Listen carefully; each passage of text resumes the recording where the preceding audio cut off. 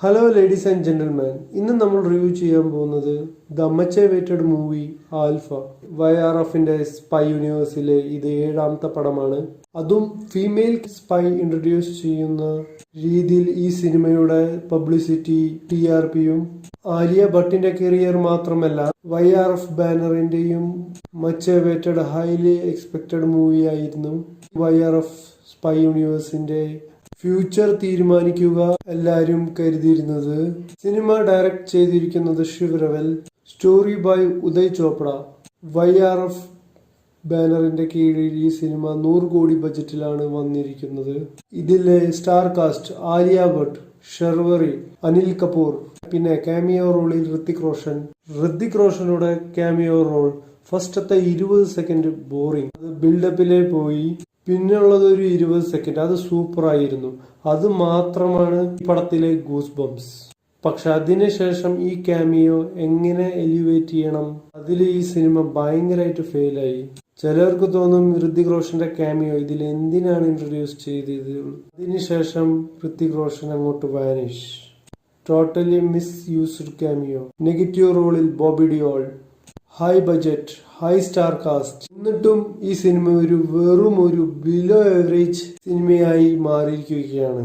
വളരെ മോശമായ story writing, വളരെ റിപ്പീറ്റഡ് ആയിട്ട് സെയിം ഫോർമുലകൾ യൂസ് ചെയ്യുന്ന പോലെയുള്ള ഫിലിം മേക്കിംഗ്.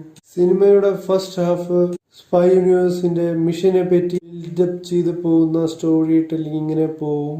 പക്ഷെ അത് കണക്ട് ആവാത്ത രീതിയിലാണ് പോകുന്നത്. കാരണം ഏറ്റവും വലിയ പ്രശ്നം ഇതിലെ ലീഡ് റോളായിട്ട് മിസ്കാസ്റ്റ് ചെയ്തിരിക്കുന്നത് ആലിയ ഭട്ടിനെയാണ്. ആലിയ ഭട്ട് ടോട്ടലി മിസ്കാസ്റ്റ് ആണ് ഈ സിനിമയിൽ. ചില ഇമോഷണൽ സീൻസ് നന്നായിട്ട് ചെയ്തിട്ടുണ്ട് ആലിയ ഭട്ട്. പക്ഷേ ബാക്കിയുള്ള ആക്ഷൻ സീൻസ് എല്ലാം, ദാറ്റ് മീൻസ് ഒരു 95% സീൻസ് വെറും മിസ്മാച്ച്. ഡിസപ്പോയിന്റഡ്. ഇതിൽ സർപ്രൈസിംഗ് എന്ന് പറഞ്ഞ ഷെർവറിയാണ് ആലിയ ഭട്ടിന്റെ കാട്ടിലും നന്നായിട്ട് ചെയ്തിട്ടുള്ളത്. ഇൻഫാക്ട് സിനിമ കാണുമ്പോൾ തോന്നും ആലിയ ഭട്ടിന്റെ പകരം ഷെർവറിയെ ആൽഫയായി എടുക്കുമായിരുന്നെങ്കിൽ പിന്നെയും പടം കുറച്ചും കൂടി ഓടിയേനെ. ആദ്യമായിട്ടാണ് ഷെർവറിക്ക് ഒരു പെർഫെക്റ്റ് റോൾ കിട്ടിയിരിക്കുന്നത്. ബാക്കിയുള്ള പടത്തിൽ വെറും ഓവർ ആക്ടിംഗ് ആയിരുന്നു. അനിൽ കപൂർ ആസ് യൂഷ്വൽ സ്ഥിരം ചെയ്യുന്ന റോൾ പോലെയാണ് വന്നിരിക്കുന്നത്. ഒരു റോ ഏജന്റിന്റെ ചീഫിന്റെ റോളിലാണ് വന്നിരിക്കുന്നത്. പക്ഷെ നമുക്ക് കണക്ട് ആവില്ല. ഒരു ബിസിനസ്മാൻ സെക്യൂരിറ്റി പണി ചെയ്യുന്ന പോലെയാണ് നമുക്ക് ഈ സിനിമയിൽ കാണുമ്പോൾ തോന്നാം. പിന്നെ ഷെർവറിയും ആലിയ ഭട്ടിന്റെ കുറച്ച് സീനുകൾ എന്തോ പിക്നിക്കിന് പോയ പോലെയാണ് എടുത്തു വെച്ചിരിക്കുന്നത്. ആവശ്യമില്ലാണ്ട് സ്പെയിനിൽ ഒരു കറങ്ങി കാണിക്കാനായിട്ട് ഒരു പാട്ടും. YRF ഇപ്പോഴും അവരുടെ പഴയ രീതിയിലുള്ള ഫിലിം മേക്കിങ്ങിലെ കുടുങ്ങിയിരിക്കുന്നത്. ഇങ്ങനെ പോയാൽ YRFന്റെ തീരുമാനം ആയി എന്നല്ല, ഇപ്പൊ തന്നെ ആയി എന്ന് പറയാം. YRF ടോട്ടലി ഡീഗ്രേഡ് ആയിരിക്കുകയാണ്.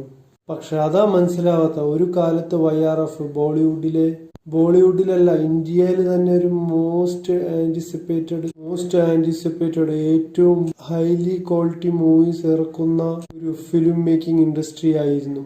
എന്ത് പറ്റിയെന്ന് അറിയില്ല. ഇതോടെ YRFന്റെ സ്പൈ യൂണിവേഴ്സിന്റെ കാര്യം തീരുമാനമായി. ഇനി ടൈഗറോ വോറോ പട്ടാനോ ഏത് പടം വന്നാലും ജനങ്ങൾക്കൊരു വിശ്വാസക്കുറവുണ്ടാവും. വിജയിന്റെ ലിയോ ഇതിന്റെ കാട്ടിലും super technically high standard present ചെയ്തിരുന്നു. ഷോർട്ടിൽ പറയുകയാണെങ്കിൽ ആൽഫ വളരെ ഡിസപ്പോയിന്റിങ്, ബിലോ ആവറേജ്. റേറ്റിംഗിന്റെ പറ്റി പറയുകയാണെങ്കിൽ 5-1.5 സ്റ്റാർ. നിങ്ങളുടെ വിലപ്പെട്ട അഭിപ്രായം കമന്റ് ബോക്സിൽ നൽകുക. നന്ദി, നമസ്കാരം.